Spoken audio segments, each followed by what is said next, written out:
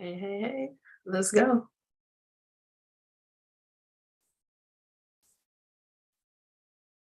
I'm my daddy, you're my man. I think it's time you understand. So just make me happy if you can. Oh, I'm not your mama, I'm your girl. And I am the lady in your world. And loving each other's how we work. Oh, trust, without it there's no love. It's true no matter what you try. But there can be no us unless we find the strength to fight. I spy, you see, you watch, I peek. So what are we doing with our love? It's not how it's supposed to be. My sin. I think it's time you understand.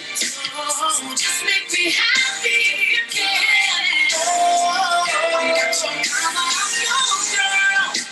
And I am the lady in your world. And loving each other's how it works. Oh. All right, now you see I'm gonna play the whole song. Good evening, good evening, good evening. Welcome back. It's Friday Night Live with Dr. Kim. I'm Dr. Kim. So welcome. I'm glad you're here this evening. Let me check my levels. I don't know where my volume is. Hey, Lisa. There's our volume. Yeah, I don't think our volume was up. Hey, Lisa. Make sure you like and share. We need some folks in here tonight to hear this conversation. It's not him, it's you, boo. And I think I'm going to get in trouble tonight. I'm a little afraid of this conversation. I hope that I get some more followers, but I may lose a few because tonight I might be stepping on a few toes, including my own, right? So how did this come up? You know, I always have a backstory. While I give you the backstory, please again, like, share, invite. Hey, what's up, Louis? What up? Oh, I'm glad you made it to the chat. So how did this show come up? Because, you know, every week there's a reason.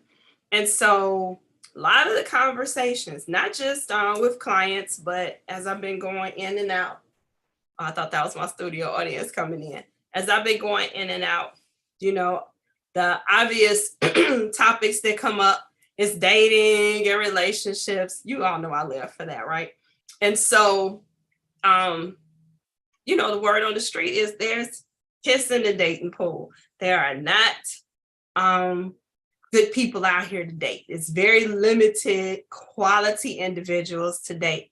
And I definitely have been in that school of thought, right? It's just like, Lord God, you know, am I just gonna be single forever? It's just nobody out here.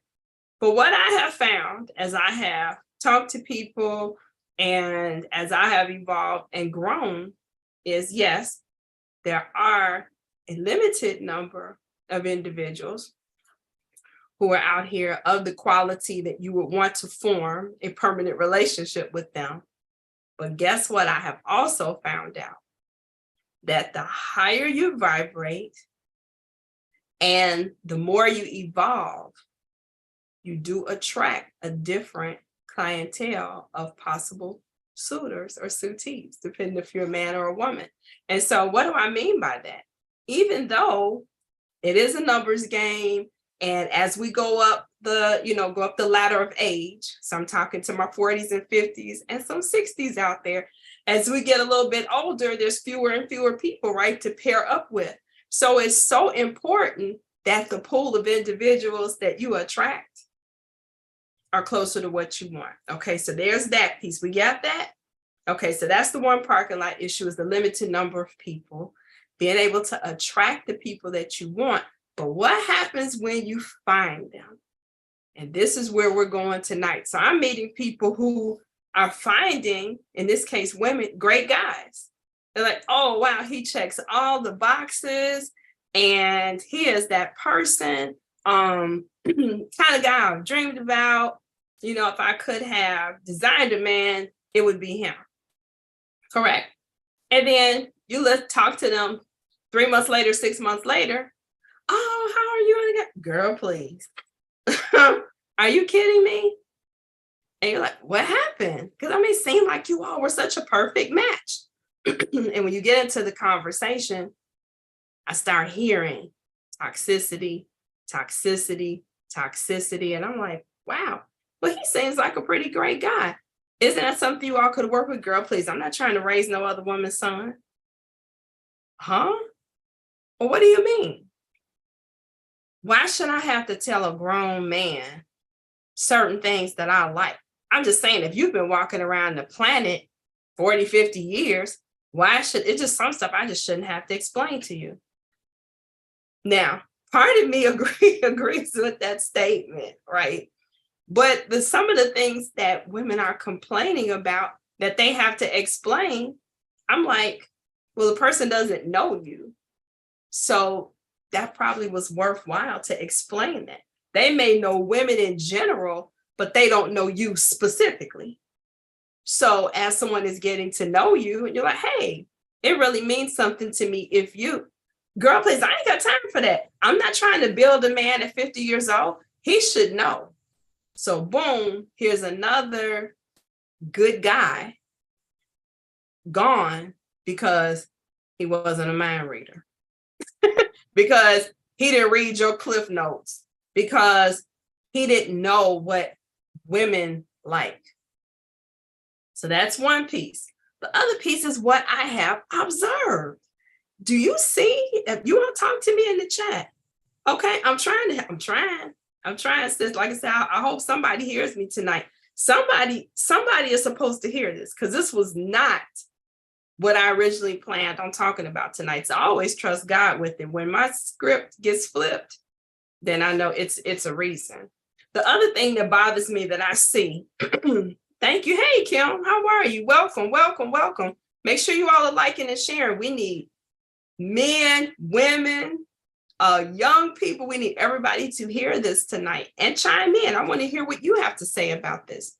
But the other thing I see is women who dog out good men.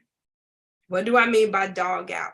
The way they treat their men publicly, just out in general, like in stores, how they treat them in front of family members, in front of friends, just berate them and talk down to them. Or even how women refer to their men in circles around other women. I really have a problem with that. Girl, I had to train him. Okay. He's a dog. He's a cat. You had to train him. Girl, yeah, he knows what he's supposed to do. Because look, he know if mama ain't happy, okay, ain't nobody gonna be happy. Is this what we're doing? So then when you meet the husband who's been trained, or the boyfriend who's been trained, it's like, oh, nice to meet you.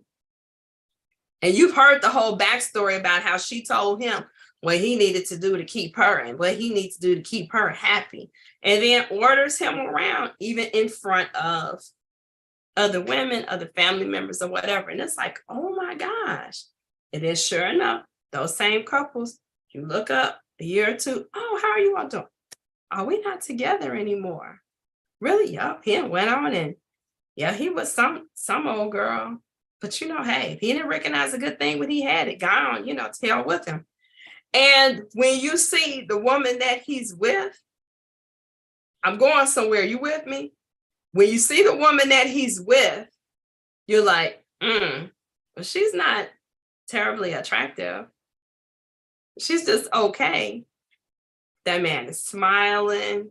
He's doing things he never did for that original woman. And you know why? Because that woman, that second woman, the after woman, made him feel some kind of way about himself, the way she treated him. Okay. Now, that brings us to tonight. So it's not him, boo, it's you. What are we talking about? Some of the toxic things that we, and I'm including myself in that because I'm a woman, if you hadn't noticed, right? But some toxic things that women do that break down really good men, and you end up losing them. So given the fact that there is a limited number of good men to begin with, you don't want to be losing the good men. You want to keep them. So we need to talk about that. And I said in the title, good women, because again, I'm not talking about hoes. I ain't talking about strumpets. I'm not talking about video vixens. I'm talking about your solid, on the surface women going to work every day. Some may be business owners, maybe mothers, really viable women who have some really toxic stuff going on beyond the surface that's causing them to self-sabotage the very relationships that they've been praying for. And so if you know anything about me, again, kind of going back to the beginning, I'm Dr. Kim. I'm the relationship renovator. This program has come out of me going live with my group on Facebook, Love and Life According to Dr. Kim. It's a private group. And we talk about everything in that group about love and relationships. And over the past 3 years or so, this has come up a lot. When I'm hearing women describe really great guys, the kind of guy that any woman would want, and you see those men just kind of get tossed away. And people think, oh, you can just go out here and find another one. I'm here to tell you, you cannot. You cannot.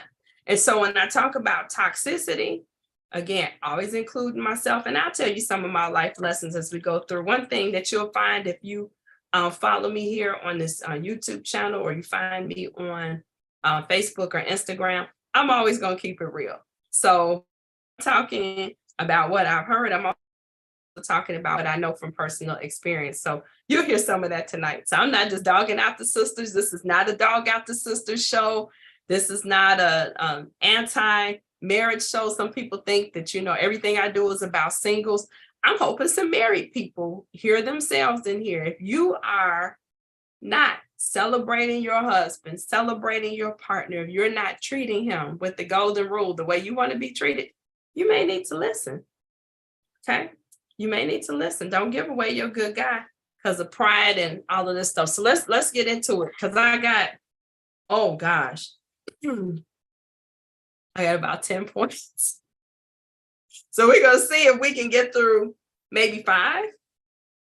Let's see if we can get through 5, and we might have to do a part 2. Okay. This is still my birthday month. So I'm not going to I'm not going to do the Cash App and the Hosea thing. But if you feel so led, as my son Christopher always says, however God leads you, if you want to send a little birthday gift for your girl, I wouldn't be mad. Okay. So November is still my birthday month. Okay. But we're going to get into it. So what is one of the first things that women do to self-sabotage a relationship with a good man? The first one, and this is not necessarily something that she does, but it's something that she doesn't have in place, and that is a lack of self-awareness. That is huge, a lack of self-awareness. A lot of women, adult women, are not aware of how they show up in a relationship. They look like on the surface, hey, I am the whole package, right? I'm cute, I cook, I work, I know how to satisfy my man, that whole deal. But they're not aware of some of the toxic traits that they have. They're not even aware, I'll say in some cases, what their love language is. So with you trying to describe to someone what it is that matters to you, what it is that you really need, some people are not self-aware. So for example, I've talked to people who are like, my love language is acts of service. And you're like, oh, okay. All right. So that means that you show love and you understand love by doing things for your loved ones. So for example, you might not necessarily be a person who likes gifts, but you're like, oh, if you do a favor for me, then I'll know you love me, right? If you take care of an errand for me or a chore for me or something like that, that's showing love. And that's what I'll do for you. So that now, somebody who says that they that their love language is acts of service means that they're what? A selfless individual, right? Selfless, meaning they're always thinking of the other person. And I can't tell you the number of people who I've said, who have told me their love language is acts of service. And when you get into a conversation, they cannot tell you anything that they've done for their significant other. So you're like, so how could acts of service possibly be your love language if you can't show up as that person for your partner, but you want that in return? So self-awareness, you're not even aware of how you show up. Now, here's my toxic trait, right? That I'm working on. We're all a work in progress. I did not realize until I had two very close male friends of mine. Footnote there, men, you need a good woman as a friend, at least one. And women, you need a good platonic male friend, at least one, who would be willing to tell you the truth about yourself from the perspective of the opposite sex. And so I have two really great guys in my life who have been lifelong friends. And both of them at different times were able to tell me that, guess what? You are super emotional. So I'm like, okay, well, that's who I am. Yeah, but in the context of a relationship, that can be a lot. That can be a lot for a man to handle. And I'm like, well, women cry, women are emotional. Yeah, they are. But as an adult woman, is it necessary for you to cry over everything? Is it necessary for you to just totally lose your bag over everything? And I had to think about that. Now watch, here was where the light bulb came on. I had two men I was in long-term relationships with, okay, had said the same thing to me. But I thought, well, they just didn't care enough. They didn't care enough to try to be there for me. They didn't try to care enough to understand me. And these two men that I valued said, no, when you resort to tears and everything is tears, it makes it almost impossible for that man to hear what you're saying is the problem. Men want to fix things. And the first thing they want to do is fix these tears, right? So you see a woman breaking down in tears, it's like, oh my God. And then that begins to make them feel some kind of way about themselves. This woman, every time I turn around, she's crying. I'm making her cry. I'm a failure. Then with you not being able to put words to it, I can't fix it because she can't even articulate to me what the problem is, just in her feelings. So are feelings wrong? No. And I tell everybody that feelings are never right or wrong. It's what you do with them. So what have I learned? In becoming more self-aware, how I show up in relationships. I can still have those feelings, but that doesn't mean that I need to throw them at the feet of my partner. So if I feel myself, oh my gosh, this is really making me feel emotional. I feel the tears coming. I feel maybe the anger coming. I know now to go put myself in timeout. Say, go sit down somewhere until you get your thoughts together. And then I can come back to him and say, wow, when this happened, that really blew me. It took me to a whole nother place. Here's why. Some of those triggers, self-awareness. The words is what triggered me. And those words are used so, it's overused, right? But I mean, there's some reality to it. There's some things that will set you off. So I'm like, it was the words, or it was the tone, or it was the timing. Then I can say, look, here's the problem. Not pointing the finger at him, but to be able to say, here's the problem I was having at that time. Now, me and you are over here. Let's look at the problem and see what we can do about it. Totally different than having a meltdown. Who can deal with that? And that was how I showed up for a very long time. And I did not realize it. Not self-aware, was not aware until I had those two friends who I trusted enough to tell me the truth. Say, yeah, for as good a woman as you are, and I'm talking about good women tonight. They were like, for as good a woman as you are, that right there is awful. And I think that makes it hard to be in a relationship with you. Now that's valuable. That's valuable. So we need to become self-aware. And sometimes the only way for you to become self-aware is to talk to other people, talk to trusted individuals in your life. It could be talking to a therapist. It could be talking to a life coach. Okay. Sometimes telling our story out loud helps us to get to the bottom of why we're doing what we're doing and why we keep repeating the same behavior, and maybe we could stop it. What you say, Lisa? This is a grown woman talk right here. Yes, thank you, Lisa. That's what we're all about. Look, I think, and I've posted this before, if my story can help somebody get free, then that pain was worth it. That pain was worth it. A lot of times too, when people will ask, and I was telling somebody this today, why are you single? And my pat answer now is I chose wrong, which I'm going to get to tonight as well. But some of this is about not being aware. Not being aware. You're thinking, I did this, all the things they tell you in the magazines that you need to do. Yeah, I can show up as that person, but this right thing. Let's move on. Not knowing what you want. Let's talk about that for a minute. Sometimes I've seen some women wreck really good relationships because they really don't know what they want.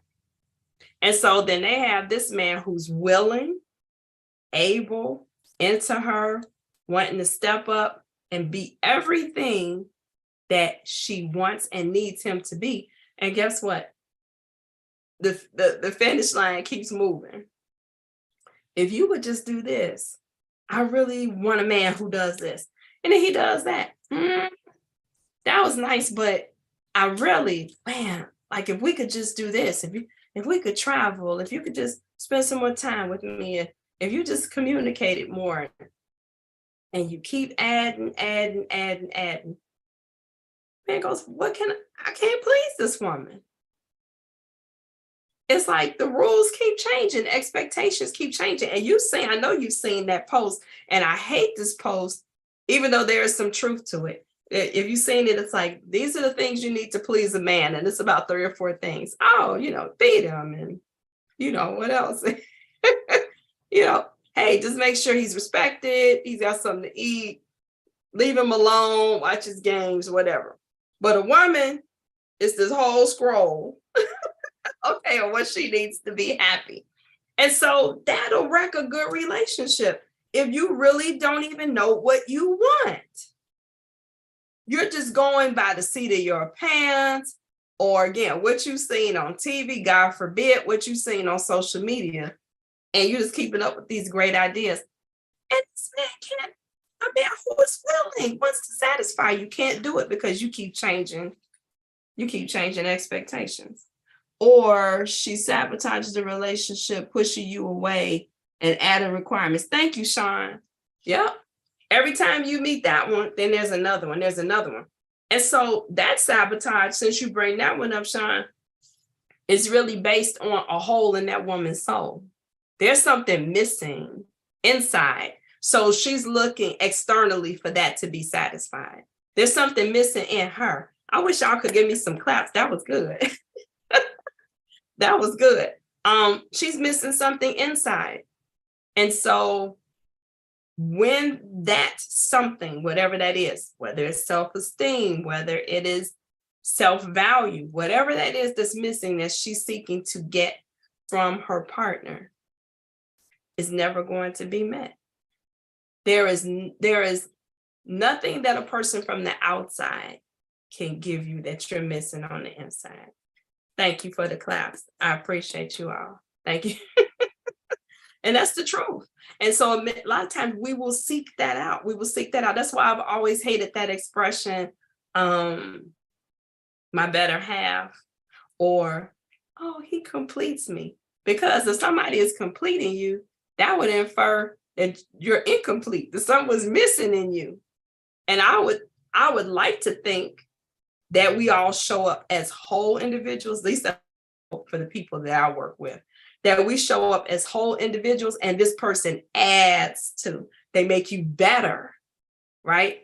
But they don't complete you. You should come whole. I'm sorry, I don't want no 75% man. I need 100% man. And then us together, he's 110, he's 125%, he's more, right? 2 is better than 1. He becomes the greatest version of himself because of a woman like me being in his life, but I'm not making him a man. He's a whole man and I'm a whole woman. What are you all saying? You like that? I'm getting to that hurt in the past, Sean. You must be reading my notes. You must be reading my notes, because definitely the hurt from the past. How about this? Not only not knowing what you want, but why you want it. Again, some folks are doing the thank you. Who is Carl? Is that the, hey sis, I'm glad you made it. Knowing why you want it. So I thought that you said if we did this, then you would be happy. Most of the reason why those needs can't be satisfied is because people don't even know why they want it. So much of what we require, desire, comes from a script, right, that we've adopted from society. So a good relationship looks like this. And social media has done a whole lot to make this hard, right? So a good relationship looks like, oh, every weekend we're going somewhere to eat. A good relationship looks like a man who uses terms of endearment publicly in front of everybody. It's PDA, it's gift giving just because, it's, all these tangible things. That's what a good relationship looks like. So when I get in a relationship, I'm going to require my man to do these things because that defines a good relationship. You're setting yourself up for failure. Similar to that, again, telling some more on myself. So if you know anything about this, chime in. Looking at good relationships in your family and saying, oh, wow, those folks have been together 20 years, 30 years, 40 years. So that's a good relationship. I want to go replicate that with whoever I find. Well, that's faulty, right? Because you're not them and he's not them. So you replicating that, number one, is impossible. But number two, it's based on just your observation. You have no idea why they function the way they do, why they've chosen to function the way they do. And even if that's how they actually function, because remember, you're only seeing what people allow you to see. So you're over here trying to craft a whole relationship based on the 2% of a relationship that you see or people that allow you to see. Stop playing. Okay, now I got to put my glasses on because you all are typing a lot. Yes, you should come whole because you're already whole. It takes one who has the best to bring out the best in you. Instagram is the devil. Girl, isn't it? Instagram is the devil. No couple looks that good, dines that well every day. And guess what? And if they, let's just say they did. Let's just say what we saw was reality. You're not them. Does that mean that's what you need to go do? Can your pocketbooks handle that? Can your disposition handle that? Can your personality handle that? So even if it was real, that's not you. Go do you. So I think the important thing is this. I'm not saying that we cannot learn from other couples, because we most certainly can. But I think what is important is to take away the elements, what works. Hey, they appear to really like each other. That's a really good element to say that you want as a part of your relationship. Wow, they appear to have really good communication. I like how they exchange ideas and they hear each other. That's a good element. But the way they do it is unique to their partnership, just like yours should be unique to yours. So you got to write your own love story, boo. It's not him. It's you. It's you. Trying to imitate or compare to other couples. I remember being that person in my 20s. Oh my gosh, I would see other couples and I'm like, oh, they look so in love. Hey, why don't you ever hold my hand when we're walking through the parking lot? Hey, why don't you ever buy me flowers just because? Hey, and you're like, oh my gosh, everything you're saying these other people do, you trying to keep up with the Joneses, be the Joneses. And this man is sitting here like, gosh, but I'm doing this and this and that. Does she appreciate anything that I do? No, because you want to be like them. You want to be like the it couple and don't understand That girl may be cussing that man out every night, wringing his arm. You better bring me some flowers tomorrow. Okay, I ain't cooking for you. I ain't sleeping with you. You don't know what kind of deals are being made, but you know how they show up. So you compare. Comparing your relationship to another relationship is probably the worst you could do. And I'm telling you, I see a lot of it with old people on social media. They do it. This posting every 12 seconds. Now, somebody's going to get mad at me for that. I don't care. To me, there is something terribly wrong. Now, I need to see some hearts on this if you agree with me. I think there's something terribly wrong when you have to post everything you and your partner do. I think there's a problem with that. See Park right there, the emotionally abusive sisters. I'm getting to that, Sean. That's on the list. This on the list. Okay. But this one is a pet peeve of mine. We wake up, hey, me and babe woke up. Look at us. Okay. Look, babe made me coffee. My husband better than yours. Okay. Look, babe calling me in the car on his way to work. Ain't he just the sweetest? Look at him. Oh, he just sent me a text, screenshot the text he sends you in the middle of the day. Are you for real? So who are you trying to convince? Us or babe? Okay. So you got these folks who are playing out whole relationships on social media, and then you got other people trying to compare their relationships to that. Let me tell you something. If you are putting all of that energy into your relationship, you don't have time to tell everybody else what you're doing. If I'm trying to keep his love tank full, I ain't got time to tell you what I'm doing to keep it full. And furthermore, the worst thing you could do is give everybody your playbook. That's just go ahead, just take my husband, take my man, because I'm telling you everything that floats his boat. So I'm writing you a whole primer on how to please my guy. Dumb, and dumber. Shut your mouth. Go sit down and go love the man in private. Okay? I'm not saying you can't celebrate your love, because trust and believe, when my time comes, y'all gonna get sick of me. But it's not gonna be because he made me a slice of toast. But if we're somewhere, we're having a good time, absolutely. Y'all should see, yeah, hey, we're doing our thing. But, oh, it's 15 minutes before he come home. I just wanted y'all to know. Really? You letting everybody else know he ain't home too. Dumb, and dumber. Okay, let me look at these notes. I can move on to my list because I got to get to this emotional abuse for Sean. Trying to keep up with the Joneses. It's going to leave you brokenhearted, and all alone. And posting everything you do is going to be the death of your relationship. I got a clap there. A clap goes right there. How about unrealistic expectations? Unrealistic expectations. Now, I could do a whole show on that so you all can help me. What do I mean by unrealistic expectations? First of all, no one is perfect. So I've seen women who expect perfection from a man that you lack. Nobody is perfect. We expect him to not mess up. We expect him to not forget anything that we've said. We expect him to do everything except exactly the way we want it done, or maybe the way other people's husbands do it. And so there's this level of expectation that is there that no one could meet. So the person is set up for failure. Some other aspects of having unrealistic expectations is, how do I put this without being offensive? You all bear with me.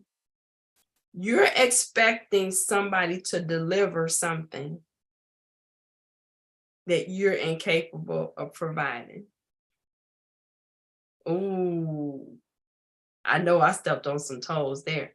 You're expecting this person to do things for you that you lack the depth or the ability to do. And it's problematic. That's problematic. It's unrealistic. So for example, Definitely, I hear this a lot in the under 40 set. So he needs to come to the table. We're gonna talk about that table in a minute too. He needs to come to the table. Who is this? Sakura. Hey, what's up, Marie? I'm glad you made it. Louis, do people really still expect perfection? Yeah, they expect perfection. Are you serious? Especially in this age of online dating and people swiping to the left or to the right or whichever way you swipe. You're shopping, right? That's basically what online dating is, right? You're shopping. So you okay. All right, height, weight, eye color, skin color, hair, okay, job, kids, no kids, drink, just so it's just like ordering something out the catalog. You picking a man out of a catalog. So if he says he's all these things, not only am I expecting him to be all of these things that's in writing, I'm expecting him to be all of these things that's in my head. Right? This whole picture of the perfect man, he's got to be that. Right? Because I just dialed up and yeah, ordered a man. Right? Hello. Yes. I'm looking for a gentleman. Yeah, I'm looking for a potential partner. Yes. Oh, he should be at least 6 feet tall. Yeah. At a minimum. I prefer 6'4", but 6 feet is fine. Okay. Yes. Kind of a nice medium brown, not too dark, not too light. Hair is optional. We're getting older. Yeah, he should be able to play sports. He should like to watch rom-coms. Yes. He should know how to cook a little bit. He should know at least 2 other languages. Yes. No children. Well, I guess 1 or 2. Now, so all of these expectations of what this man is supposed to have, he's supposed to know, he's supposed to do, okay? And he wants you, why? Because you're cute? Just because you woke up and decided that's what you're supposed to want? Well, I'm the whole package. I'm the queen. Hey, just because you woke up and you showed up, you're supposed to have that and more. What does he bring to the table? I am the table. Well, ma'am, what kind of table are you? Are you a side table? Are you a coffee table? Are you a kitchen table? I just need to know what kind of table you are. But I see a whole lot of end tables that want the whole dining room, want everything, just because you woke up and you want it. So this man that has everything is supposed to want to provide this for you just because you said you deserve it. What is the value added? What are you bringing, Miss Table? What are you bringing to the table? My mother used to put it to us like this. She was like, everybody wants a king, right? But are you even a princess? So royalty knows royalty. That's what I said. And you ain't got to wear a queen t-shirt for a man to know you're a queen. A queen is how you carry yourself. A queen is how you speak. A queen is how you treat others. So you're going to treat this man like a joker, but you want him to step up and be a king. Where they do that at? You're going to dog him out for what he tries to do, dog him out for what he's maybe not able to do currently or what he used to do, instead of celebrating what he does do and loving him to that next level. Because maybe you being into him, right? Maybe you believing in him brings something out of him that he has never even thought about doing, maybe has never done for anybody else. What were we willing to do for you because you make him feel some kind of way? Remember I said that at the beginning? When you look at the second woman, the after woman, the woman that man goes to, she's not always the most attractive. She's not always the most attractive. But what she has been successful at doing is tapping into what matters to that man. She knows how to speak to not just the king in him, but speak to him as a king. She's not gonna speak to him as a joker. So whether he knows he's a king, and I've heard some men say that to me, it's like she made me feel. Who was that? I wish Andre was here. Yes, he said she the couple that I married this summer, and he said he knew he was in love with her because she made him feel like he could do anything. That's powerful. And most of it came from how she spoke to him. When he had doubt, she reassured him. Well, baby, I know you could do it. I know you could figure it out. I'm here for you. Now, some women think that that's being soft and that's taking low and that's all that submissive stuff. Listen, that's strength. For you to be, that's trust. For you to be able to say, this man is trying something that he's never tried before. He's trying to step up and be that person for both of us. And just those 2 words, or is it 3, 4? I believe in you. That's 4. I believe in you. If you want to throw a baby in there or a sugar, that don't hurt. That can take an ordinary, everyday guy and turn him into Superman when the right woman speaks into him.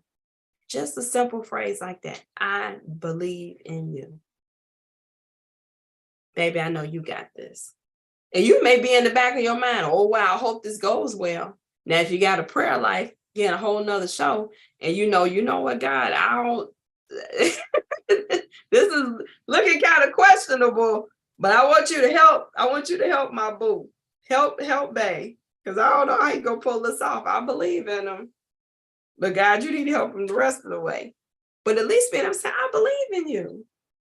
That man will step up and do some things he said he would never thought he could do. Maybe some things that you never even thought he could do. So stop having unrealistic expectations. I'm gonna move on down the road a little bit because our time is moving. Isn't that something? Scripting. Here's another one. Oh, this is a terrible one. Are you all liking and sharing? Invite some people. We got a good number in the chat. Thank you. Thank you for being here. Invite some people. It's some women need to hear this. And it's some men too. I know some men sitting in situations where they are unappreciated. They are being treated terribly, taken advantage of, taken for granted. You need to hear this too. It's not you, it's her. Go find you somebody who's going to appreciate you. You don't have to sit there and take that. And I would venture to say, it is better for you to be alone than to be in an abusive situation. Have somebody just think, you're supposed to do for me just because. Nobody deserves to be treated like that. So watch this scripting. What is scripting? Scripting is when you play out in your head how things are supposed to go ahead of time. So if any of you have done any acting, you remember doing plays in school or whatever, and you get the script and they tell you, you are worth the shine. Don't you forget it. Thank you.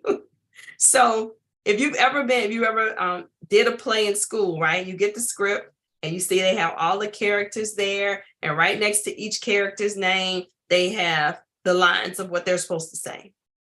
So I've seen a lot of women script out, I'm going to say this, and then he's going to say that, and then I'm going to say this, and he's going to say, and that's how that's going to go.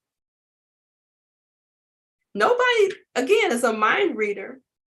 And then what happens if he doesn't stick to the script? If he says something totally different than what you expect, oh, now all hell is about to break loose. I said, I love you. He didn't say, I love you back. Or he didn't say, I love you like he meant it. Or when I said I wanted to do this, he was supposed to say, oh, okay, babe, whatever you want to do. But instead, he said this. He must not really love me. Because why? Because he didn't follow the script. He didn't say what I expected him to say. There's that expectation word again. He didn't say what most men say. He didn't say what Sister So-and-so's husband said. He didn't say what my old boo used to say. That was the one thing I liked about him. So he flipped the script. And now we got a problem. He don't even know why you're upset. Because guess what? He didn't have the script. He didn't know he was supposed to say this particular thing at this particular time, at that particular intonation. And now you mad. Now you ain't gonna cook for him, ain't gonna give him no loving because he didn't follow the script. Stop scripting. Individuals flow as individuals. Even if that man has said the same thing for the last 5 years, 7 years, 10 years, guess what? He is a human who is growing and evolving. So let's say that you all have this same conversation and you're typically used to him saying or responding in a certain way. He responds differently. Instead of snapping off and accusing him of not loving you or having ulterior motives, flag on the plate, babe. Normally you would say this. What's going on? Wow, I was surprised to hear you say that. Stop giving your part intent. Okay, he's off his square. He could be, but it could be that guess what? Maybe he's learning and evolving and figuring something else out. Maybe he's trying to keep it fresh and new and say, you know what? She used to be saying this. I'm gonna come a different way. Keep you on your toes. Sometimes that's the worst thing we can do is stick to a script, right? Because now we're on autopilot going through this relationship. Well, I know he's gonna say this, and then I'm gonna say this, and then he's gonna say that, and then that's boring. Who wants to keep showing up for that? So hold on, let me see what Brother Lewis is saying here. I think we all script maturity is the ability to adjust the script in real time. Absolutely. Absolutely. And that's what I'm saying. When people have been in a relationship for a while, most definitely that script is there. And I'm just venturing to say that we should not get stuck on a script. And that if the script, like you said, is adjusted, it's not a deal breaker. It's not a game changer. It just, the script changed, right? But stop expecting. I've seen this too with women who are expecting to be engaged or expect to be married, right? So I just know he's gonna pop the question tonight. Oh, Christmas is coming, right? Oh my God. So I'm in the mall today. And it's Black Friday. So you already know the lines were all over the place coming out of was it K Jewelers, which y'all know I hate K Jeweler.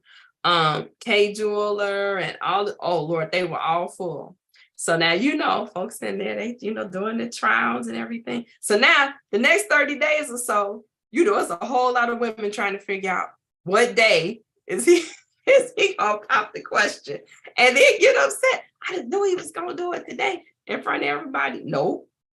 So when is he gonna do it? When is he gonna do it? Now you mad at the man because he's not again, because you got this whole Spike Lee, what's my other guy, Tyler Perry movie in your head of how he's gonna propose.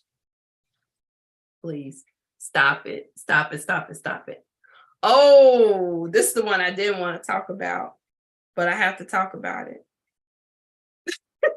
Okay. Before I go into this one, because this one might break me down. This is Friday Night Live with Dr. Kim. I appreciate you all being here with me. And for those of you who are sharing, share. I appreciate it. Invite some people to come in here and hear this. This is a rough conversation tonight. I'm struggling, but I know it's necessary. So invite somebody to listen in. Those of you who are here, I am so glad you're here. Keep talking to me in the chat because I'm loving the conversation that I'm seeing develop there. Talk back to me so I know, am I saying what I need to say? Do you need some more? This is good. Please share it on your Facebook pages. You can share it in the groups. Send those links to your friends. Please do that. If you have not subscribed, please subscribe. So every time I go live, you can be here with me and you don't miss it. So I appreciate the support. And like I said earlier, this is still November. It's still my birthday month. Let's hear for those Scorpios. It's Sag season now. Let's hear for the Sagittarius. Woo, woo, woo. My son, my unicorn angel. We got a lot of Sagittariuses in the house. So you all enjoy the rest of the month that the Scorpios left for you. Okay. So here's the one. Are you all ready for this? Oh, Lord. One of the biggest ways that women sabotage relationships with men good guys is overthinking. Ooh, it got quiet in here. Overthinking. Let's talk about that for a minute. Let me take a sip. Tonight is watermelon and pineapple margarita. I was gonna go with wine. Thank you, my Scorpio brother. Diane, represent. So it's watermelon pineapple margarita again this week. I was gonna go with a nice light peach wine, but I feel like I needed something a little stronger to get through this content for tonight. So overthinking. Women have a tendency to overthink, and it sabotages the relationship. Now, what do I mean by overthinking? Is they will take something simple, like a text message, and unpack it, honey, to all kinds of levels, like they were Perry Mason, Barnaby Jones, all the old detectives wrapped up into one. You would think it was Law and Order 5.0. So, let me read this again. What does that mean? Now, normally, he puts a period at the, he didn't put no emojis in this message. He must be mad about something. What did I do? But when he left this morning, I said this and then, okay, well, that seemed normal. So I wonder, why isn't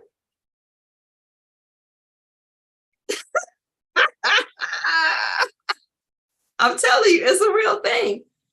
And so now this woman has spent an hour dissecting a text message sent by someone she loves.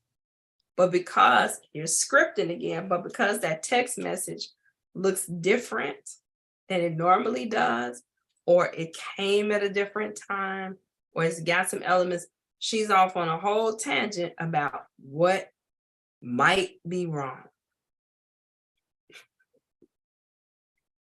When it would be very simple to do one of two things. Number one, like I said at the beginning of this podcast, sit on your feelings. Just sit with them for a minute. I'm not saying squash them down. I'm not saying ignore them. I'm saying put them in their place. Hey, you going too far. It's a text message. Chill for a minute. Let it play out. See what happens. Or number two, be grown and ask the question. Don't get on Quora trying to search for the answer. You on Google. So when a man says this, what does that mean?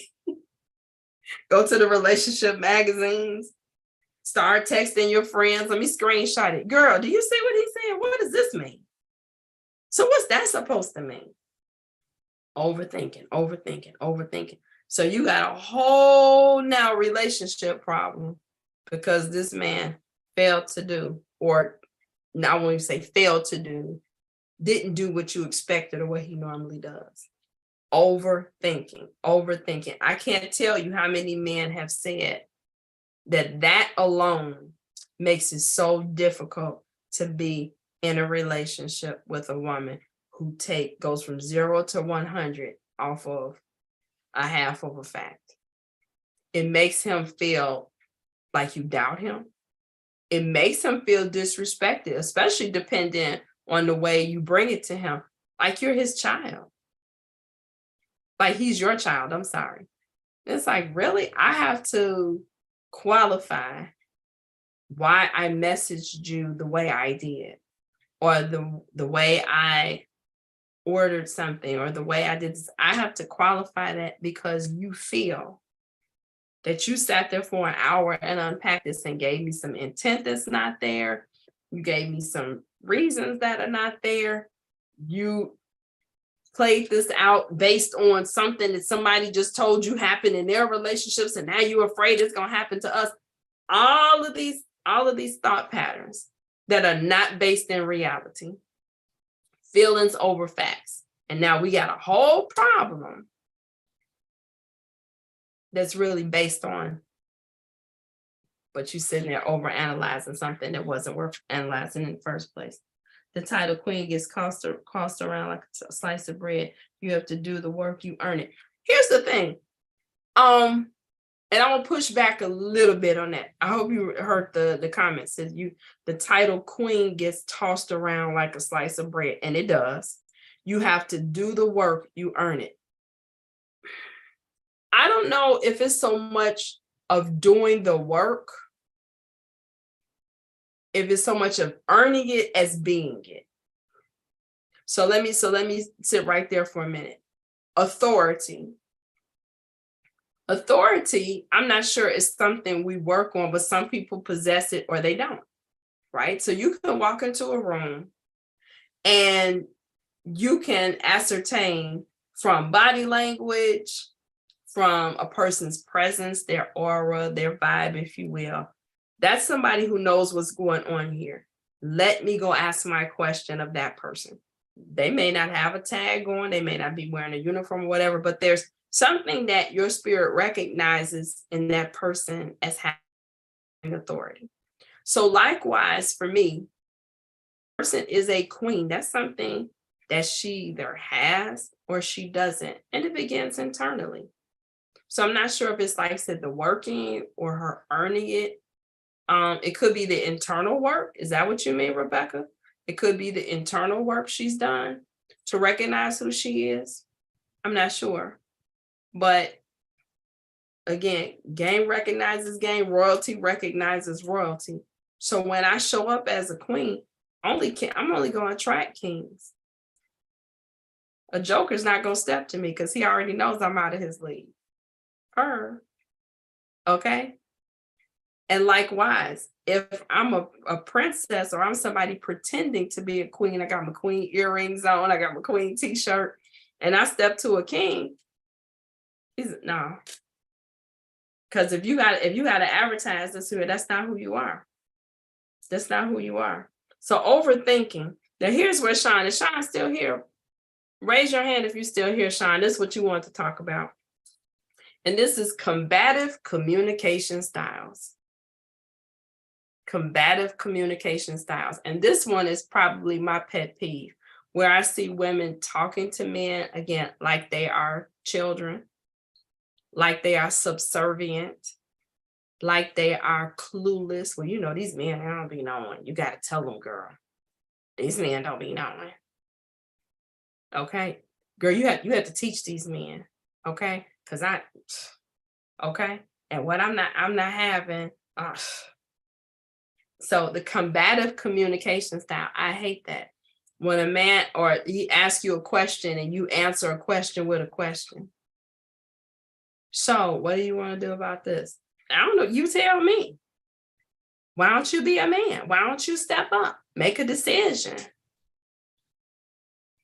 Mr. Leader. Oh, Mr. You want me to be submissive? Then lead, damn it. Tell me where we're going. Oh my gosh. And you're like, is she really saying this to this man? And that's supposed to make him want to do for you, be for you, show up for you.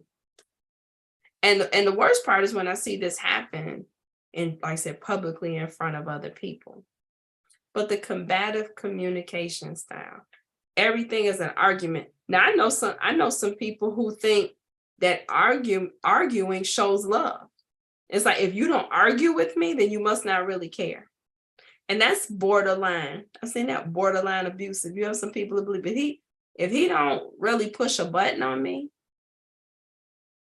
maybe get a little physical, that's toxic. Then he must not really care. That's a little scary to me. Okay. So combative communication style, we just got to argue. I personally think in these times of division that we should be considering all of our melanated sisters queens. Absolutely. I'll say this. I think a queen is a queen until she proves otherwise. A king is a king until he proves otherwise. I think we should make some assumptions about each other in a positive sense until somebody shows you different. But these combative communication styles, and so a lot of that is where I'm showing that I'm strong, I'm fierce, right? So I'm not going to take low to anybody.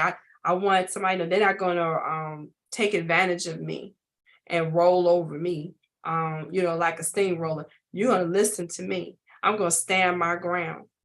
And all of that is based on a lot of times what? Many things. Some of that is trust issues. Some of that is maybe you did take a load with somebody and they took advantage and you never, your voice was never heard. So now, from now on, I'm not ever gonna be that person. You're gonna know what I think. You're gonna know how I feel. Some of that is watching toxic relationships. We talked about mimicking relationships on the positive. Sometimes we mimic exactly what we've seen that's negative. So if all you've ever seen is women talk down to men, that's the normal. So like that's how you handle a man. So he don't take advantage of you. That's how you handle a man. So he'll do what you want him to do, control. Right? So maybe those women were in situations where they had no control. So they're like, now I know the next time I'm gonna tell this man what to do, how to treat me, when to come, when to go. He's not gonna fool with me. He's not gonna take advantage of me. And so what do the young women in that family believe? Oh, that's how you talk to men, right? That's how you communicate. And it's like it couldn't be further from the truth. Well, I'll put it to you so you get what you give. So disagreeing is okay, but picking arguments is just childish, and being combative is just a little cray-cray. And I see a lot of that. But people, I'm telling you, people equate that with love. If you're not willing to argue with me, then you must not really care. You must not really care. It's crazy. Mimicking what you see, I'm about to take up an offering for you. Come on, that Cash App. Somebody put my Cash App in there, in my Zelle. But it's true. I've seen that. And it's like, where did you get that from? Well, I mean, that's just what you have to do. If you sit there, if you don't tell this man, this man will control you. Okay. How is that working for you? And then when that man gives you the same volume and same tone and same words back, now you want to play victim. Didn't you kind of start playing with him like that? But then it's wrong. So you can give, but you can't get. Oh my gosh, it's too much. I've known quite a few friends who had a combative communication style and they don't last. Many who are in it don't see it. No, they don't. And especially if, again, this is historically what you've seen play out, right, in your family, you just believe that's what that is. And then when the men leave, because remember we talked about it's not him, it's you. Then when the men leave, now you're the victim, and we still have to say, I told you. These men can't handle a strong woman. Is that being a strong woman? Snapping and going off on somebody all the time? Talking to him like he's stupid? Making him feel bad about himself? That's being a strong woman? I don't think so. I think that's being very weak. It takes a lot of strength to choose your words carefully. It takes a lot of strength. If you want to script something out, do that. That if I say this, what will this set in motion for this man, for our relationship, for future conversations? If I say this thing right now that's right there on my lips, is it worth it to let this go? Because you can't take words back once they come out. They're there. And they wound, and they kill, and they destroy. They do. Okay? So if you want to script something, write that out. If I say this to him right now, the way I'm feeling, the way what this reminds me of that I felt before, if I say this, how's this going to play out? And I promise you that extra 30 seconds to a minute could save your relationship. Is it worth it to win? And so many times that's what wounded women and men are trying to do. They're trying to win. They're trying to avoid being in a place they've been before. So they take it all out on this person who's in front of them because they can't deal with the person that they had this issue with in the past, whether that's a parent or a former lover, maybe someone who's no longer in the earth realm. So they're going to take it out on the person that's closest to them.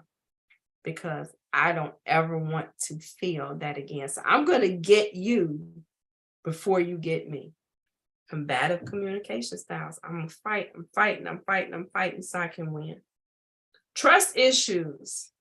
Trust issues. A lot of this comes with that. We hear that term a lot, but literally, how can I ever be a true partner with you if I don't really trust you? I'm waiting every second of every day for the shoe to drop because deep down, I believe you're like everybody else. And so I've seen some good women sabotage good relationships because number one, they don't believe they exist. Number two, they don't believe they deserve them. Number three, because they've never seen them, so they don't believe it. So when they meet someone who begins to treat them in a way that they've not been used to, they'll wreck it. They'll wreck it again. I'm gonna get you before you get me.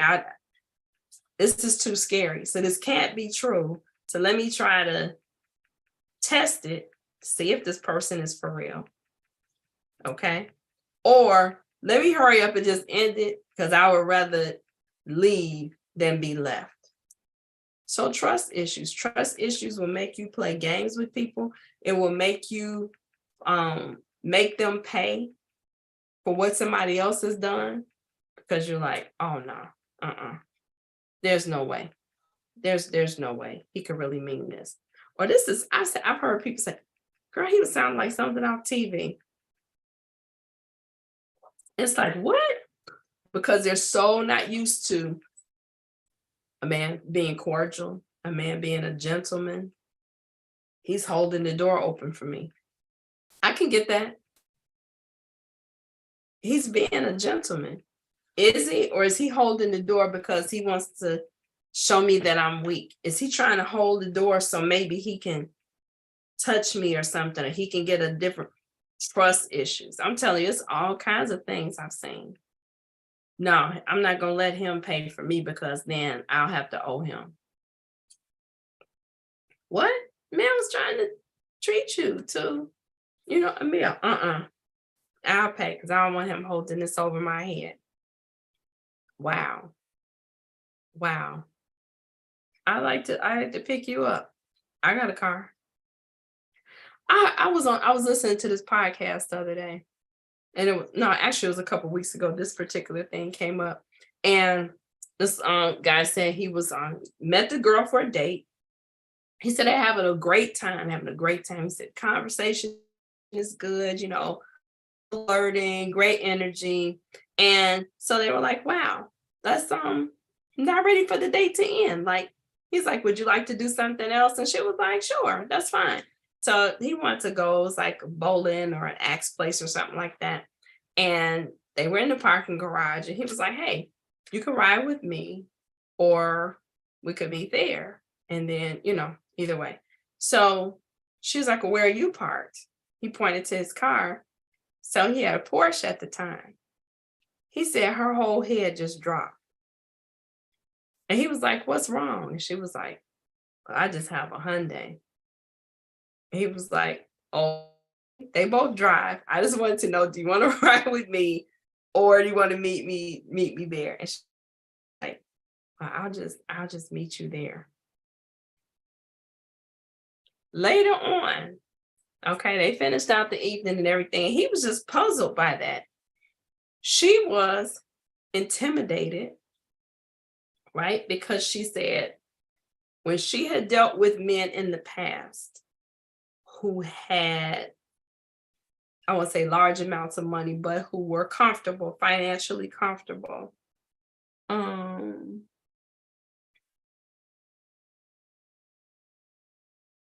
holding the door so I can finish. And I believe that too, Lewis. I believe you alone.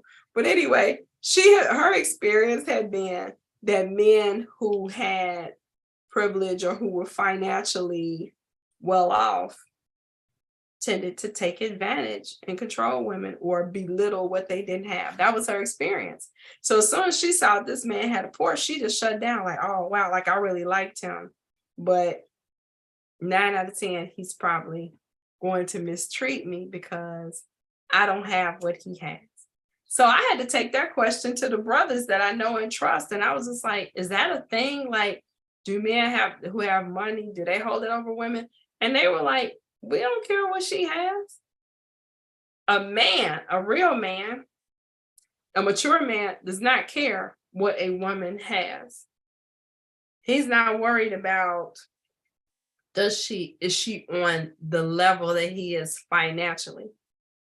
He wants to know, is there some compatibility? He definitely wants to know that you're not a liability. Now, let's say that. So, I mean, nobody's signing up for a dependent, but they're saying, on the surface, no, he's not looking, oh, she just drives this, she lives there. It's like, no. Okay. I'm trying. Okay. So those trust issues. What about daddy issues? Do we want to talk about that tonight? I'm already past time, but since I'm here, I'm like the Baptist preachers. Okay. I'm make these 3 points and then I'm gonna take my seat. We got 3 left. Okay. So what about daddy issues? Now, I think that there are positive daddy issues and there are negative daddy issues. And I did a whole show on daddy issues. So if you subscribe to my channel, and you should, Dr. Kim, the relationship renovator, if you go back a couple of months, you'll see an episode on daddy issues. So I'm not going to go all the way into it. Sean, you like that too. You be holding the door so you can see the junk in the trunk. That's a man for you. I ain't mad. There's more than one way to skin a cat. Okay. Thought being a gentleman, he's opening the door. Ooh. Okay. I see you all. Thanks for bringing that to my attention. So daddy issues. So there's positive daddy issues, negative daddy issues. Positive daddy issues are women who have expectations for men based on their relationship with their father, on the positive. Okay. Now, this can be faulty too, again, because you're comparing a man that raised you from a different generation to the men in your generation. Okay. So it kind of goes back to what I was saying about comparing relationships, right? I think if you look at your father, those of us who were blessed and fortunate to have really good dads, and I still have my dad. Hey, Dad, in case he watches this. Sometimes he watches my videos on the channel because they have YouTube on their TV. So, hey, Dad, I have the greatest dad there is. And he's handsome too. Yes, he is. Quite a looker. And he's 80 years old. But if you're looking at your father and saying, what are the key elements that makes him a great man?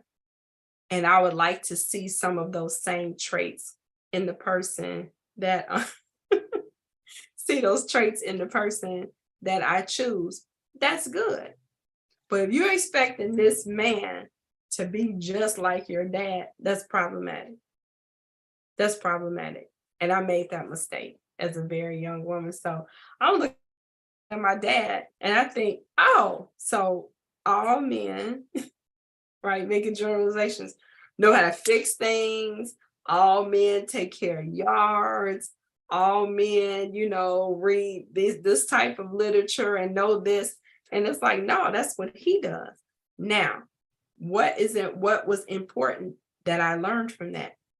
I would like a man who knows how to make sure that things are taken care of in our home. But I had to come away from the fact that it doesn't mean he has his own toolbox and he's going to do it. Does that matter? Or does it matter that when he sees something broken, he makes sure that it's fixed? That's important for Kim.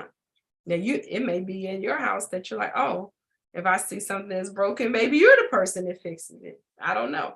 But for me, I thought that was important that I saw my dad be that person who fixed things and made things and, that kind of thing. So I had to get over the fact that everybody can't do that. But if I have a man who's going to take responsibility for that, that's great. So what about the women that don't have a father, never had a father, didn't have a father figure, or had a poor example of a father? You'll see those women struggle in relationships as well, because deep down, they may believe every man is just like the father that they had or did not have, or they don't know how to relate to men. So here's an example, and I know this person will not mind me sharing this, or at least know who to call. That's what I'm saying. If you can't fix it, hello. As they get on Google or the yellow pages we used to have. Here was an instance. So I'm gonna throw this out. I need for you all to answer me in the chat, okay? And we're almost done. Okay, so this person was dating someone who had adult daughters. Very, very good father from all estimations. And so one of his daughters called him. She had a problem with her car. And she called her dad, and he had been working like crazy hours. And so he was like, look, let me make some calls and see what I can do to try to get your car, back to 100 so you can get around. She has young children, so he wanted to make sure she was good. She's a single parent, so there's not a man in her life. And so this friend of mine was saying she felt like maybe he was coddling the daughter. And it's like, if she's an adult, why didn't she try to figure this out on her own? Why she had to go to her father to, for him to do this for him, especially if she knows that he's been working so hard. And I was like, wow. And so she kind of heard me get quiet. And she said, this is why I'm calling you, because I know you have a good dad. So you tell me. And I was like, I thought that was the appropriate answer. As old as I am now, okay, if something happens to my vehicle, I'm calling my dad. Because number one, I've had mechanics take advantage of me, right? Because they figure, oh, you're a girl, you don't know. So I'm like, let me run this past my dad and see what he thinks it might be. So even though he's not fixing cars anymore, I know he has the knowledge of what questions I may need to ask, or the range of possibilities of what may be happening with my car.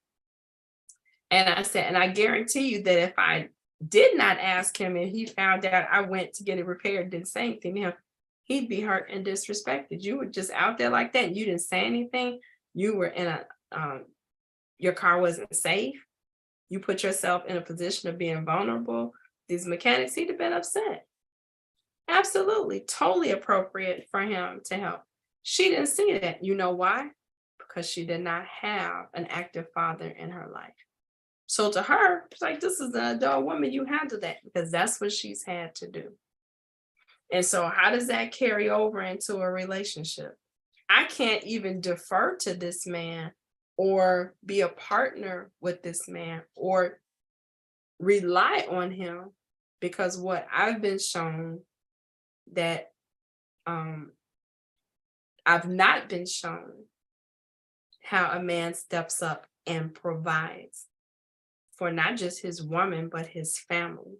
And that daughter is always going to be his family, especially unless she's under the covering of a husband. So like I said, right now, as a single woman, if something's going on with my car, but even if I'm paying for it myself, I'm going to ask my dad. And I'm going to get wise counsel about what's going on with my car. Having daddy expectations will hurt us and the man in our life. A lot of that is due to generations of women who were never taught what they needed to know for life. Absolutely. Absolutely. Or like I said, taught how to depend, or maybe you depended on a man, he disappointed you. So you're like, you know what? Men are no good. You got to do everything yourself.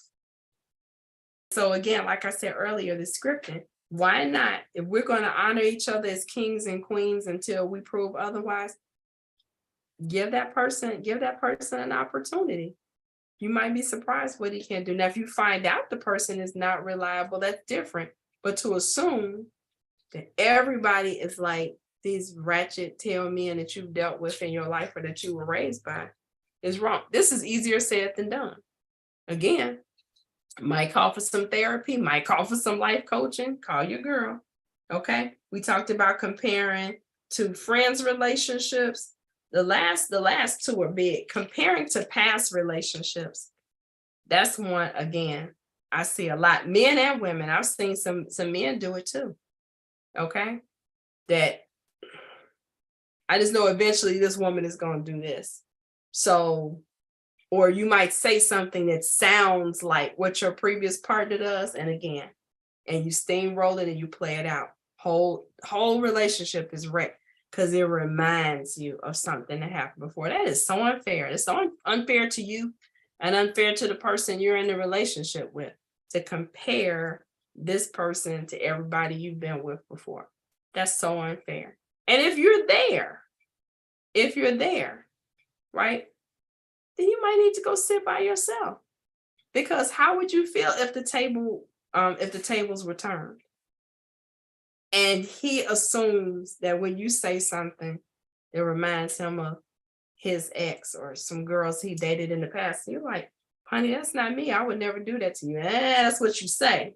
That's what she said too. She ended up breaking my heart. So if you still got to keep comparing everybody, good or bad, right? Because I don't want to be hurt. Or you compare maybe some of the good things the person used to do. My ex, he was a rattlesnake, but I tell you, he always did this for my birthday. Well, he was a rattlesnake, but he always made sure of this, and that. That is so unfair to compare the individual you're with now to a past relationship, all because you want to avoid being hurt. Listen, if I had to do it, I would always be okay for calling me on anything, period, full stop. That's it. That's it. That's what good dads do. Absolutely. I hear you, Mr. Lewis. And here's the last one. And I remember my mother bringing this one to me, and I didn't like it, but it was so true. So what's one way that good women sabotage, I'll say, good relationships or possible relationships? We ignore red flags. We ignore red flags and we make bad choices to begin with. Sometimes we meet people that Stevie Wonder, Ray Charles, Roy Orbison, all boys can see this person is no good. This person is no good. But you'll convince yourself, if I love him, right, then I know he's going to show up like this. Everybody in the world can see this is not going to go well. And you know this. But you go ahead and you choose, because either you've decided, I don't want to be alone. All my friends are booed up. I'm tired of being the fifth, seventh, ninth wheel. He reminds you of somebody you dated in the past, but maybe he's slightly nicer. So maybe I have a better chance of making it go out of this. Sometimes we sabotage ourselves from the very beginning by choosing people who we know are not aligned with our purpose, are not compatible with us, have a different value system, have a troubled past, have a troubled present, all in the name of love. So sometimes we sabotage ourselves from the very beginning before it even starts, just by who we are choosing. And then when people around us give their, I won't say opinions, but their concerns, then we go in even deeper, because now we want to prove to everybody that we were right. They just don't know. They just don't understand. So I see that happen a lot. We've convinced ourselves there's very few good people, so I got to compromise. There's a thin line between compromising and settling.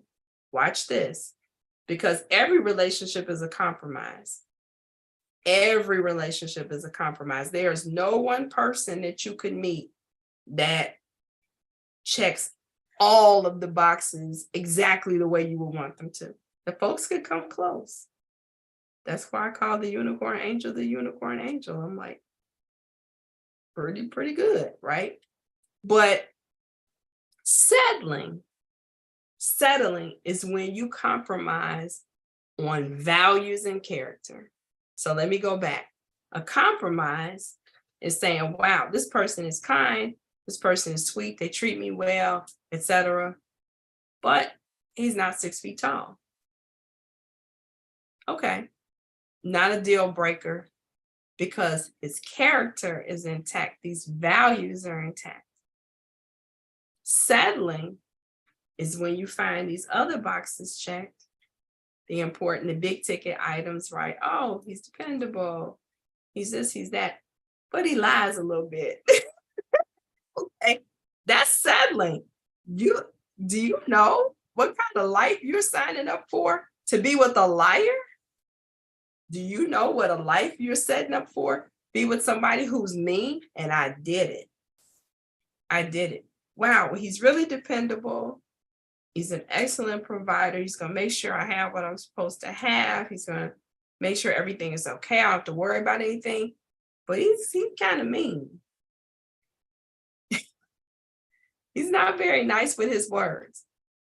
And well, you know what? It's probably because he hasn't been treated well. And so I'm going to love him and I'm going to make sure he feels good about himself. And then maybe he'll stop being so mean. It never happened. That was settling. That was settling. So I really want you all to consider that, men, women, whatever, when you're choosing partners, if there is something missing in that person's character, which is who you end up living with anyway, because we all gonna shrink. Some folks gonna get fat, some people gonna get skinny, all that physical stuff can change. But your character, what's inside, that's who you're really going up with. That's who you're partnering with. And so if there's something missing from that person's soul, that's settling. And that's always gonna come back to bite you on the butt. So choosing right is so important, even if that means you stand by yourself just a little bit longer until you find somebody who you're willing to compromise to be with, but not settle. Okay. So that's all I have for you tonight.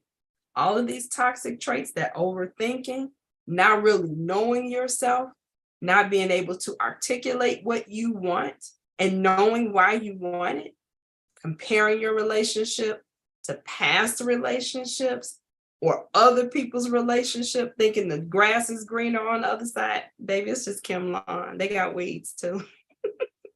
Okay, don't think you're missing something. Having unrealistic expectations, you better get off social media and get out of these videos and understand what's really important and that you're dealing with a human being. Nobody is perfect, but there's somebody who's perfect for you. Okay.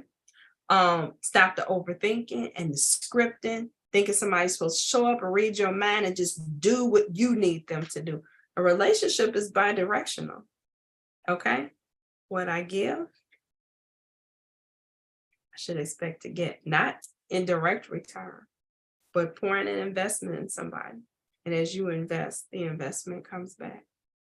I told you the biggest fault that I see in people wanting to get married is most people want to get married for what they're going to get. I hear very few people talk about, I want to marry because I want to share a life with somebody. I want to give all this love that I have to someone and experience life with them. It's about, oh, I won't have to worry about reaching the top shelf. Or, oh, I don't have to carry the garbage out anymore. Or, I have somebody, sleep with me every night. Or, it's all of these things, what you're going to get. I see very few people show up and talk about what they want to give, what they want to contribute. So the combative communication styles, I really need the ladies to think about your words, choosing your words, taking a moment to think about what will be the ramifications if I say this exactly the way I feel it. Is this going to solve the problem, or is this just going to tear this man down? If by tearing him down, you feel like you're winning, sis, you need to go be by yourself. Tearing a man down is never good. If you're tearing him down because somebody's torn you down before, or somebody's taught you that's how you keep a man in his place so he doesn't hurt you, all of that is toxic and faulty, and it's never going to result in a good relationship. So think about your words, choose your words carefully. That doesn't make you weak. That makes you very strong, and it makes you caring, and it makes you loving, and it sets the stage to be loved properly. So if you think somebody cussing each other out, that's the way to show love, baby, you got some learning to do. You got some learning to do. All that toxicity and all of that anger is just gonna produce more anger. Okay. Trust issues, those daddy issues, ignoring red flags, all of that is stuff that may need to be talked about. Okay. Whether you're sharing with a trusted friend, or like I said, you find book a session with a life coach like myself. I love talking to people about their stuff, listening and helping you come to some conclusions. What do you want to do? How do you want to feel? And what decisions do you need to make that happen? All of that's possible. And if you decide, you might need something a little bit deeper, there are therapists and counselors that do those same things. But at some point, I think everybody needs to be on somebody's couch. I've had my turns, probably time again to do that as I'm carrying other people's stuff. But we all need a safe space to talk through where we are, where we're trying to go, how do we get better, how do we make life better, what's in our control to do that. So if you find yourself keep losing the good guys, it's not him, it's you, boo. Take a mirror, not to beat yourself up, but to replay the tape. How often am I hearing these same things over and over and over again? If you're hearing some of the same messages from different men, you're the common denominator, honey. You chose them. And that's what my mother said to me. And that hurt me so bad. It was like, well, you got to take responsibility for this one thing. If he's all of those things, I promise you that you saw some of that and you chose him anyway. That was a life changer, her saying that to me, because she was absolutely right. It was some things that I knew I saw right in front of my face. This is not going to go well, but I'm going to gamble. And I crapped out. So I'm hoping that somebody heard something tonight. They can listen and do better. Men, if a woman is verbally abusing you, emotionally abusing you, you don't deserve that. You don't deserve that. Move on, cut your losses. And if you're a woman that's doing that, you might owe some brothers some apologies.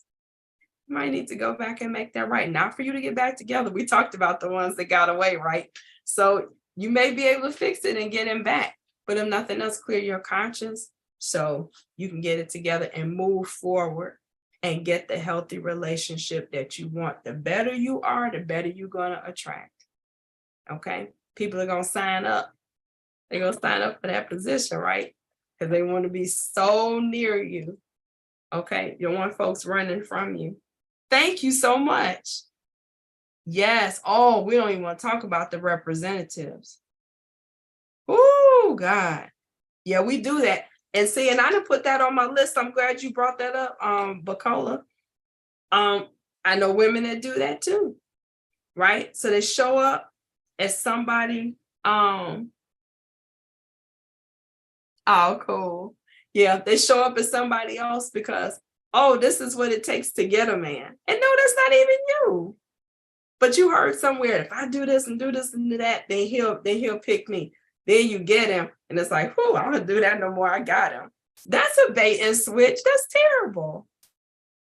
And that's how you lose good people. It's like, wow, you told me that you love cooking every day. You was gonna make pot roast and turnip greens and hot water cornbread, and know good and well that you went and had your auntie make that and served it for that man. You don't even know nothing about that. So that false advertising and that representative stuff, that works. Yeah, that works both ways. So I want to thank you all. It's not him, it's you, boo. Pass this on to somebody. Like, share, describe. Oh, it's you. Hey, Doc Ferg. I was like, who is that? Hey, Doc Ferg, thanks for joining me tonight. So please make sure you're liking, you're sharing this. If you haven't subscribed to my channel, Dr. Kim, the Relationship Renovator, make sure you do that. Invite some friends to do the same so they don't miss out on Friday Night Live next week. I don't even know what we're talking about, but you need to be here. And if you want to find me on social media, I'm Kimberly King on Facebook. You can also find my group, Love and Life According to Dr. Kim. And most importantly, you can find me on my business page, The Complete Suite LLC, where you can book life coaching, relationship coaching, and career coaching. You might be stuck in a job. You're like, I need to be doing something else. I'm your girl. I can help you do that. Black Friday sale is still in effect, so you have until 11:59 tonight to take advantage of that. If you book one session, you get the next session free.